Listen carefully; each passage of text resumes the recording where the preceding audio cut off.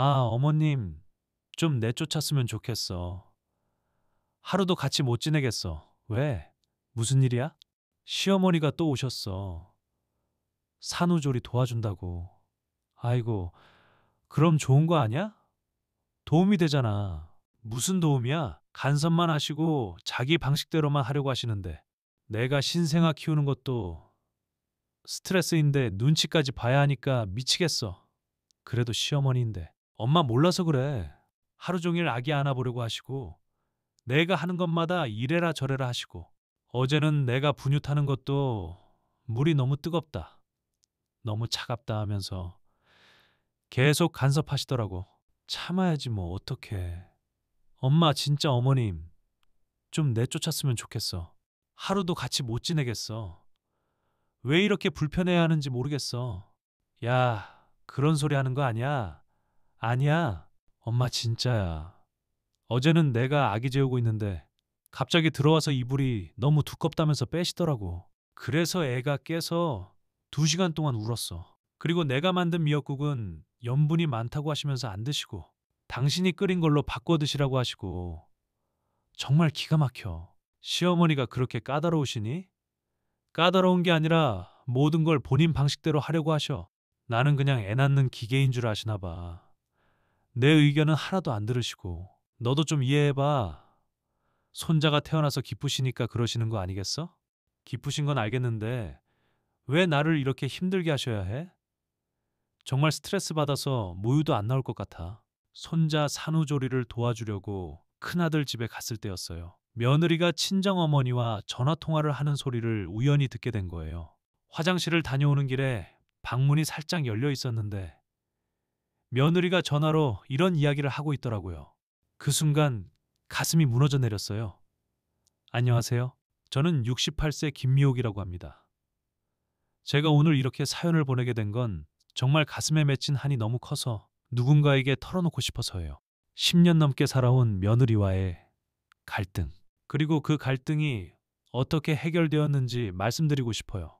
저는 평생 농사를 지으며 살아왔습니다. 남편과 함께 손에 흙을 묻히며 자식들을 키웠죠. 아들 둘을 두었는데 큰아들은 서울에서 직장 생활을 하고 있고 둘째 아들은 집 근처에서 작은 사업을 하고 있습니다. 오늘 이야기할 주인공은 큰아들의 아내, 그러니까 제 큰 며느리입니다. 큰 며느리와의 인연은 10년 전으로 거슬러 올라갑니다. 아들이 대학을 졸업하고 직장을 잡자마자 데려온 여자였어요. 처음 만났을 때만 해도 예의 바르고 차분해 보여서 좋은 인상을 받았습니다. 서울 태생이라 그런지 말투도 부드럽고 차림도 단정했죠. 아들이 좋은 사람을 만났구나 싶어서 기뻤습니다. 결혼 준비 과정에서도 별다른 문제는 없었어요. 물론 시골에서 서울로 시집 가는 게 아니라 서울 여자가 시골로 시집 오는 거라 조금 걱정은 됐지만요. 하지만 며느리가 워낙 조용하고 순종적으로 보여서 별 문제 없을 거라 생각했습니다. 결혼식도 무사히 치렀고 신혼 살림도 서울에서 시작했죠. 처음 몇 년은 정말 괜찮았어요. 명절 되면 꼬박꼬박 내려와서 차례도 지내고 제가 준비한 음식도 맛있다며 잘 먹었습니다. 아들도 행복해 보였고 며느리도 나름대로 시댁 식구들과 잘 지내려고 노력하는 것 같았어요. 그때만 해도 저는 정말 좋은 며느리를 얻었다고 생각했습니다. 문제는 손자가 태어나면서부터 시작됐어요. 첫 손자가 태어났을 때 저는 정말 기뻤습니다. 산후조리를 도와주러 서울로 올라갔죠. 그런데 며느리의 태도가 조금씩 달라지기 시작했어요. 제가 손자를 안으려고 하면 아직 면역력이 약해서라며 핑계를 대더군요. 제가 만든 미역국을 가져갔더니 염분이 많아서 모유 수유에 안 좋다고 하면서 먹지도 않았습니다. 처음에는 요즘 젊은 엄마들이 그런가 보다 하고 넘어갔어요. 시대가 바뀌었으니까 육아법도 달라졌을 거라고 생각했죠. 하지만 시간이 지날수록 며느리의 행동은 점점 더 이해하기 어려워졌습니다. 제가 뭘 해주려고 하면 항상 정중하게 거절하더군요. 괜찮습니다. 제가 할게요라는 말을 달고 살았어요. 돌이켜보면 그때부터 조금씩 신호가 있었던 것 같아요. 며느리가 우리를 대하는 태도에서 미묘한 변화가 느껴졌거든요. 겉으로는 여전히 예의 바르고 공손했지만 뭔가 벽을 쌓고 있다는 느낌이 들었습니다. 마치 우리를 가족이 아닌 손님 취급하는 것 같았어요. 손자가 도를 지나면서 상황은 더욱 심해졌습니다. 명절 때 내려와도 하루 이틀 머물다가 금세 올라가 버리더군요. 아이가 환경이 바뀌면 적응하기 힘들어해서라는 게 이유였어요. 그럼 그렇다 치고 그럼 우리가 서울로 올라가서 손자를 보면 되겠다 싶었어요. 연락해보면 요즘 너무 바빠서라며 계속 미루더라고요. 아들에게 물어봐도 시원한 답을 주지 않았어요. 엄마 아이 키우느라 힘드니까 이해해 주세요라고만 하더군요.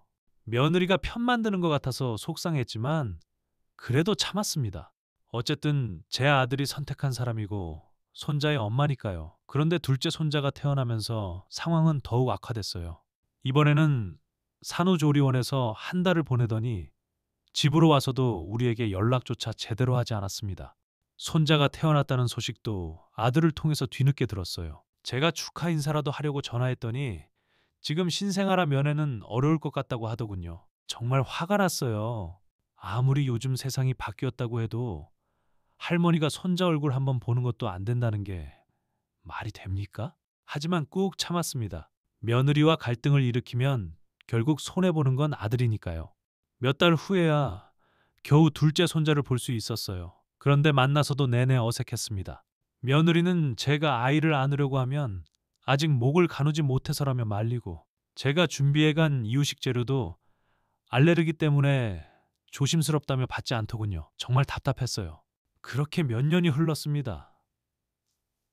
손자들은 자라나는데 저는 할머니 역할을 제대로 해보지도 못한 채 시간만 보내고 있었어요. 명절 때나 잠깐 보는 게 전부였고 그마저도 며느리 눈치를 보며 조심스럽게 행동해야 했습니다. 정말 결정타는 작년 추석 때 일어났어요. 오랜만에 온 가족이 모였는데 큰 손자가 저에게 할머니는 왜 우리 집에 안 와요? 라고 물어보더군요. 순간 가슴이 철렁했어요.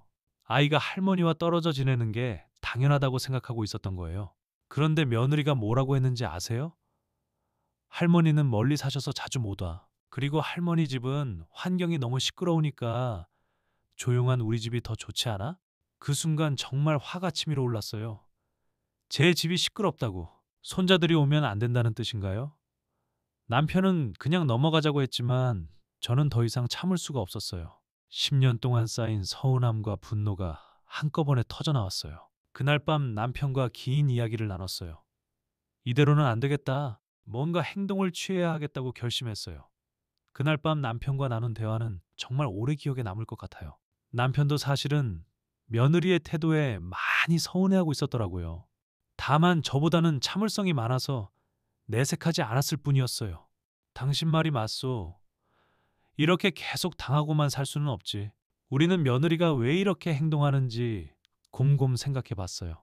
처음에는 서울 사람이라서 시골을 무시하는 건가 싶기도 했고, 아니면 원래 성격이 그런 건가 싶기도 했어요.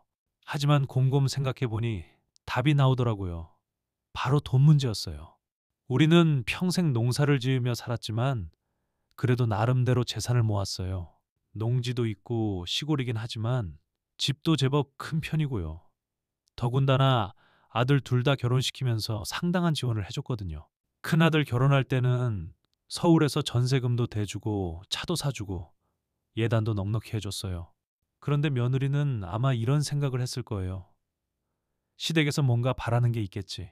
나중에 시골로 내려와서 시부모 모시고 살라고 할지도 몰라. 아니면 농사일을 도와달라고 할 수도 있고. 그래서 미리미리 선을 긋고 있었던 거죠. 남편이 이런 말을 하더라고요. 우리가 너무 일방적으로 베풀기만 했나? 며느리 입장에서는 부담스러웠을 수도 있겠네. 처음에는 이해가 안 됐어요. 시부모가 자식들 도와주는 게 당연한 거 아닌가요? 하지만 곰곰 생각해보니 며느리 나름대로의 계산이 있었을 거라는 생각이 들더라고요. 그렇다면 우리도 계산을 해봐야겠다 싶었어요. 지금까지는 일방적으로 베풀기만 했지만 이제는 좀 다르게 접근해보자고 결심했어요. 며느리가 돈 때문에 우리를 경계한다면 그 돈을 다른 방식으로 활용해보자는 거였어요. 먼저 둘째 아들과 상의했어요. 둘째는 우리와 가까이 살고 있어서 상황을 잘 알고 있었거든요. 형수가 너무하긴 해요. 엄마 아버지가 얼마나 속상해 하시는지 알면서도 계속 그러니까요. 둘째 며느리는 또 완전히 달라요. 우리를 정말 친부모처럼 모시거든요. 그래서 생각한 게 바로 조건부 증여였어요. 지금까지는 아무 조건 없이 도움을 줬지만 이제는 조건을 달기로 한 거죠. 물론 법적인 조건부 증여 말고 우리만의 조건이었어요. 계획은 이랬습니다. 먼저 큰아들에게 전화해서 엄마 아버지가 나이도 많이 들었으니까 앞으로는 좀 더 자주 만났으면 좋겠다고 말하기로 했어요. 그리고 한 달에 한 번 정도는 우리 집에서 하룻밤 자고 가면 어떨까라고 제안하기로 했고요. 만약 며느리가 또 핑계를 대면서 거절한다면 그때부터는 우리도 다르게 나가기로 했어요. 지금까지 해왔던 경제적 지원을 중단하는 거였어요. 손자들 용돈, 명절 세뱃돈, 가끔씩 보내던 생활비 그런 것들 말이에요. 남편이 처음에는 그렇게까지 해야 하나라고 망설였어요. 하지만 저는 확신했어요. 이렇게 계속 당하고만 살 수는 없어요. 며느리가 우리를 무시하는 건 결국 우리가 만만해 보이기 때문이에요. 이제는 우리도 당당해질 필요가 있어요. 드디어 실행에 옮길 때가 왔어요. 추석이 지나고 한 달쯤 후에 큰아들에게 전화를 걸었어요. 평소와 다름없이 자연스럽게 대화를 시작했어요. 아들아, 요즘 지내니? 손자들은 건강하고 내 엄마 다들 잘 지내고 있어요. 큰애는 이제 초등학교 3학년이 됐고 작은 애도 유치원 잘 다니고 있어요. 그래 다행이다. 그런데 말이야. 엄마 아버지가 나이도 이제 70에 가까워지니까 말이다. 앞으로는 좀 더 자주 봤으면 좋겠어. 한 달에 한 번 정도는 우리 집에 와서 하룻밤 자고 가면 어떨까? 전화 너머로 아들이 잠시 당황하는 기색이 느껴졌어요. 아마 며느리와 상의해야겠다는 생각을 했을 거예요. 엄마, 그게 아이들이 있어서 쉽지가 않을 것 같은데요. 그리고 아이들이 환경이 바뀌면 잘 못 자기도 하고 예상했던 대답이었어요. 하지만 이번에는 물러서지 않기로 했죠.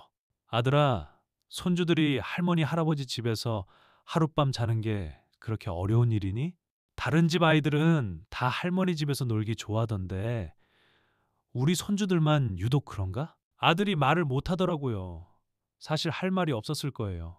어떤 핑계를 대도 결국은 며느리가 싫어한다는 얘기밖에 안 되니까요. 엄마, 제가 집사람하고 상의해보고 연락드릴게요. 그래, 상의해보거라. 하지만 아들아, 이건 꼭 기억해라. 부모가 자식과 손자들 보고 싶어 하는 게 그렇게 무리한 요구가 아니라는 걸 말이야. 전화를 끊고 나서 남편과 함께 기다렸어요. 며느리가 어떤 반응을 보일지 정말 궁금했죠. 예상대로라면 또 온갖 핑계를 대면서 거절할 텐데. 그러면 우리도 계획대로 행동하기로 했어요. 일주일이 지나도록 연락이 없더라고요. 아들이 며느리를 설득하려고 노력하고 있는 건지 아니면 그냥 시간을 끌고 있는 건지 알 수가 없었어요. 그래서 제가 다시 전화했어요. 아들아, 지난번에 얘기한 건 어떻게 됐니? 엄마, 그게 집사람이 좀 부담스러워해요. 아이들 준비물도 많고 시골에는 아이들이 할 게 없다고 하고 그 순간 정말 화갔어요. 시골에는 아이들이 할 게 없다고. 우리가 손주들을 위해서 얼마나 많은 준비를 해뒀는데요. 그네도 설치해두고 자전거도 사두고 온갖 장난감도 준비해뒀는데 할 게 없다니요. 그래 알겠다. 그럼 며느리가 그렇게 생각한다면 어쩔 수 없지. 하지만 아들아, 엄마도 이제 생각을 좀 바꿔야겠다. 엄마 무슨 말씀이세요? 지금까지 엄마 아버지가 너희들한테 많은 도움을 줬잖니. 그런데 우리가 뭔가 부탁하면 계속 거절만 하니까 이제는 우리도 좀 거리를 두려고 한다. 아들이 당황하는 기색이 느껴졌어요. 엄마 그게 무슨 별거 아니야. 그냥 지금까지처럼 무조건적으로 도와주지는 않겠다는 뜻이야. 서로 주고받는 관계가 되어야지. 우리만 일방적으로 주기만 하면 되겠니? 그렇게 첫 번째 경고를 날린 후 우리는 실제로 행동에 옮기기 시작했어요. 가장 먼저 바꾼 건 명절 세뱃돈이었어요. 지금까지는 손자들에게 각각 50만 원씩 주곤 했거든요. 그런데 이번 설에는 아예 주지 않기로 했어요. 첫날 당일 큰아들 가족이 와서 차례를 지냈어요. 예년과 다름없이 진행됐는데 차례가 끝나고 세배를 받을 때가 문제였죠. 손자들이 세배를 하면서 할머니 세뱃돈하고 손을 내미는데 저는 그냥 세배 잘했다라고만 하고 넘어갔어요. 큰 손자가 이상하다는 듯이 쳐다보더라고요. 할머니 세뱃돈은요? 그때 며느리가 얼굴이 확 달라지는 게 보였어요. 아마 무슨 일인지 감을 잡았을 거예요. 하지만 그 자리에서 뭐라고 할 수는 없었겠죠. 아들이 나중에 조용히 물어보더라고요. 엄마 왜 세뱃돈을? 아, 깜빡했네. 요즘 나이가 들어서 그런가 봐. 물론 거짓말이었죠. 일부러 안 준 거니까요. 그 다음 달부터는 평소에 가끔씩 보내던 용돈도 끊었어요. 지금까지는 한 달에 한 번 정도 손자들 간식이라도 살라며 30만 원씩 보내곤 했거든요. 그것도 이제는 보내지 않았어요. 며느리가 눈치를 챘는지 아들을 통해서 몇 번 떠보더라고요. 엄마가 요즘 몸이 안 좋으신가요? 라든지 무슨 일 있으신 건 아니죠? 라든지 말이에요. 하지만 저는 그냥 별일 없다라고만 답했어요. 진짜 결정타는 큰 손자가 생일을 맞았을 때였어요. 지금까지는 생일이면 꼭 선물을 사주거나 용돈을 줬거든요. 그런데 이번에는 아예 연락도 하지 않았어요. 생일 축하 문자 한 통도 보내지 않았고요. 아들이 며칠 후에 전화하더라고요. 엄마, 큰애 생일이었는데요. 아, 그랬구나. 미안하다. 요즘 정신이 없어서 깜빡했네. 엄마, 진짜 깜빡하신 거예요? 아니면, 뭐가 아니면. 아들이 말을 못 하더라고요. 사실은 다 알고 있으면서 말이에요. 우리가 일부러 거리를 두고 있다는 걸 말이죠. 그렇게 몇 달이 지났어요. 봄이 되고 여름이 되고 다시 가을이 왔죠. 그동안 우리는 정말 딱딱하게 선을 그었어요.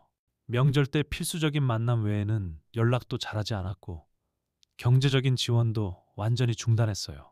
대신 둘째 아들 가족에게는 더욱 잘해줬어요. 둘째 며느리가 워낙 효성이 좋으니까 보답해주고 싶었거든요.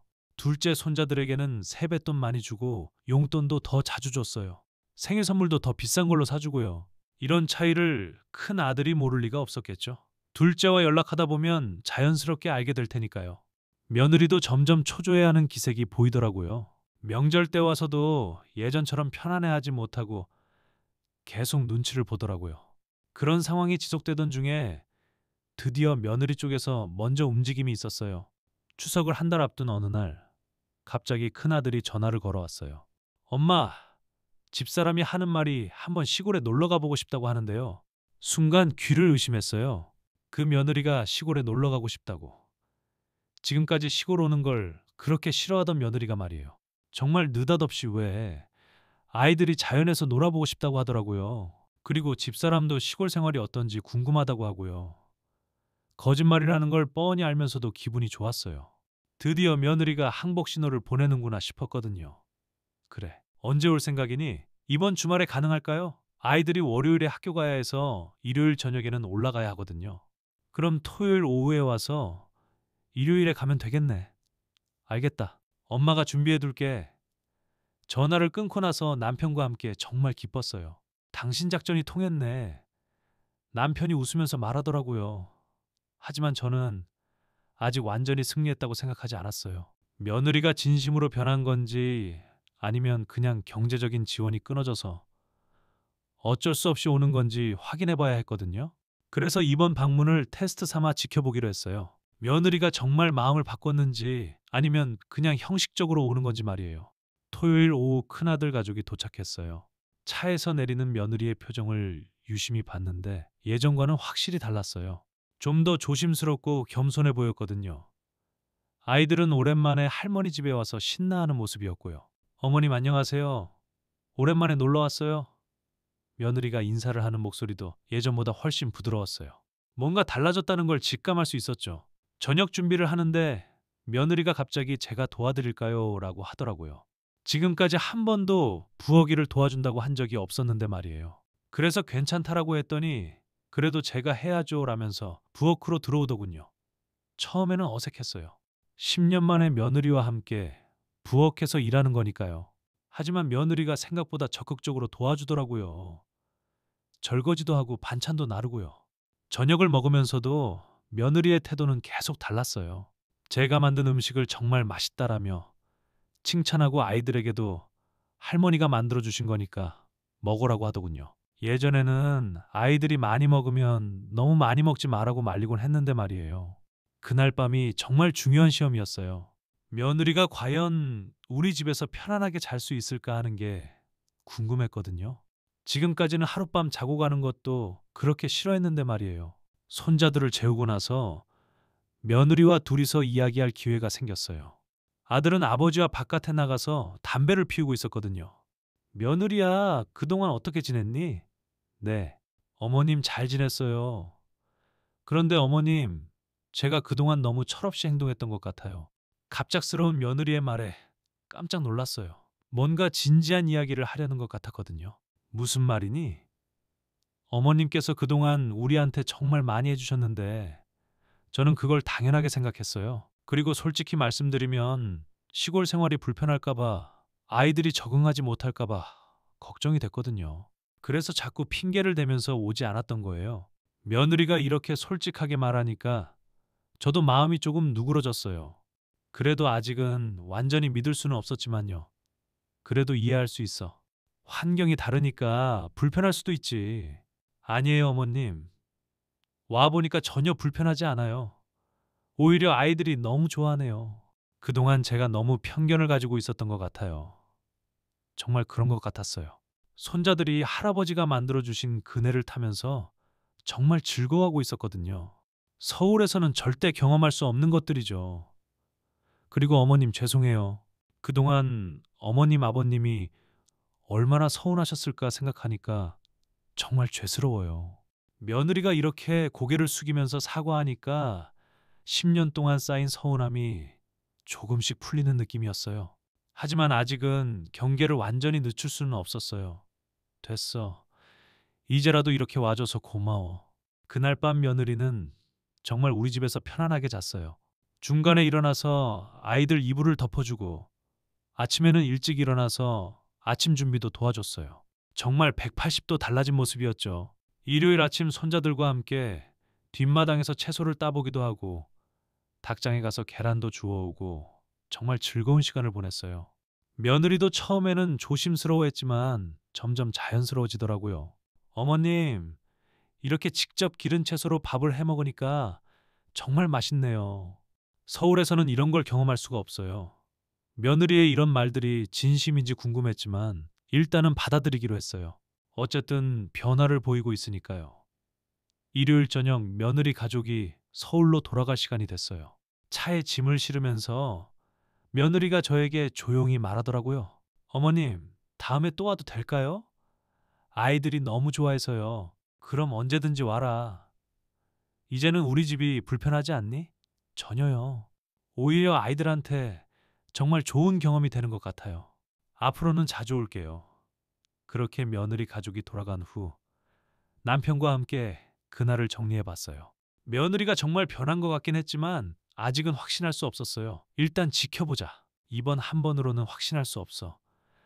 남편이 말하더라고요.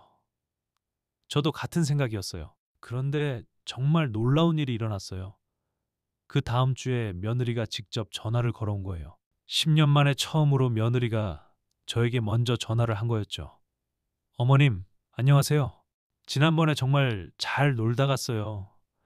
아이들이 계속 할머니, 할아버지 생각한다고 해요. 그래, 다행이네. 우리도 손자들 보고 싶어. 어머님, 혹시 이번 주말에도 갈 수 있을까요? 아이들이 자꾸 가자고 해서요. 정말 깜짝 놀랐어요. 이렇게 빨리 또 오겠다고. 지금까지는 명절에 억지로 내려와서 하루 만에 도망가듯 올라갔는데 이제는 자기가 먼저 오겠다고 하니까요. 그럼 와라. 엄마가 또 맛있는 거 해줄게.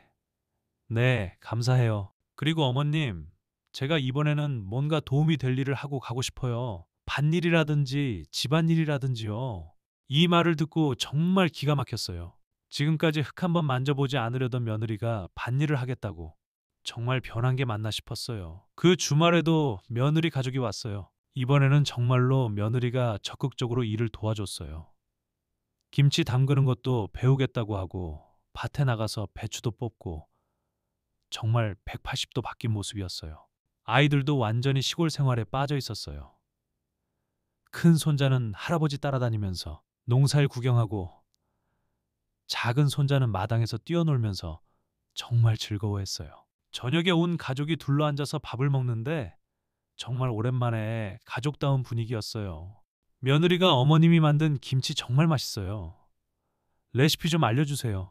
라고 하는데 10년 만에 처음 듣는 말이었어요. 그날 밤 며느리와 또 둘이서 이야기할 기회가 있었어요. 이번에는 며느리가 먼저 진지한 이야기를 꺼내더라고요. 어머님, 제가 솔직히 말씀드려도 될까요? 며느리가 갑자기 진지해지면서 말했어요. 뭔가 중요한 이야기를 하려는 것 같았죠. 그래, 말해봐. 사실 저는 그동안 어머님, 아버님이 우리한테 많이 해주시는 게 부담스러웠어요. 혹시 나중에 뭔가 바라는 게 있으실까봐 걱정이 됐거든요. 그래서 미리 선을 긋고 거리를 두려고 했던 거예요. 역시 제 예상이 맞았어요. 며느리가 우리를 경계했던 이유가 바로 그거였던 거죠. 그리고 솔직히 말하면 시골 생활이 불편할 거라고 생각했어요. 아이들한테도 별로 도움이 안 될 거라고 생각했고요. 정말 편견이었어요. 며느리가 이렇게 솔직하게 털어놓으니까 저도 속마음을 말하고 싶어졌어요. 며느리야, 엄마도 솔직히 말할게. 그동안 정말 서운했어. 우리가 뭔가 해주려고 하면 계속 거절하고 손자들도 자주 못 보게 하고 정말 마음이 아팠어. 죄송해요, 어머니. 정말 제가 잘못 생각했어요. 그리고 며느리야, 우리가 너희한테 뭔가 바라는 게 있긴 해. 하지만 그게 부담스러운 건 아니야. 무엇인가요? 그냥 가족처럼 지내고 싶어. 이렇게 자주 만나고 같이 밥 먹고 손자들과 추억도 만들고 그게 전부야. 다른 건 바라지 않아. 며느리가 눈물을 글썽이면서 정말 그게 다예요라고 하더라고요. 그래, 정말 그게 다야. 우리는 며느리가 우리를 피하지 않고 가족으로 받아들여주기만 하면 돼. 그날 밤 대화 후에 며느리와의 관계가 완전히 바뀌었어요. 서로 마음을 터놓고 이야기하니까 그동안의 오해가 다 풀렸거든요. 그 후로 며느리는 정말 달라졌어요. 한 달에 2번씩은 꼭 내려와서 하룻밤씩 자고 가더라고요. 명절이 아니어도 그냥 놀러 오고 제가 몸이 안 좋다고 하면 걱정하면서 약도 사가지고 오고요. 아이들도 완전히 바뀌었어요. 이제는 할머니, 할아버지 집 오는 걸 세상에서 제일 좋아해요. 서울 친구들한테 자랑하기도 하고 방학 때는 며칠씩 머물다 가기도 해요. 가장 큰 변화는 며느리가 저를 정말 어머니처럼 대하기 시작했다는 거예요. 아플 때 걱정해주고 좋은 일 있으면 제일 먼저 알려주고 생일이면 선물도 사주고요. 10년 만에 처음으로 진짜 며느리를 얻은 기분이었어요. 경제적인 지원도 다시 시작했어요. 하지만 이번에는 일방적으로 주는 게 아니라 서로 주고받는 관계가 됐어요. 며느리도 우리 생일 때 선물을 주고 여행 갔다 오면 맛있는 걸 사가지고 오고요. 그렇게 1년이 지났어요. 이제는 며느리와의 갈등이 있었다는 게 믿어지지 않을 정도로 가족다운 관계가 됐어요. 며느리도 시골 생활에 완전히 적응했고 아이들은 우리를 정말 친할머니, 친할아버지처럼 따라요. 지난주에는 정말 감동적인 일이 있었어요.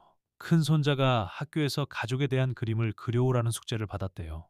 그런데 그림에 우리도 포함시켜서 그려온 거예요. 할머니, 할아버지, 아빠, 엄마, 그리고 자기들까지 정말 온 가족이 다 들어있는 그림이었어요.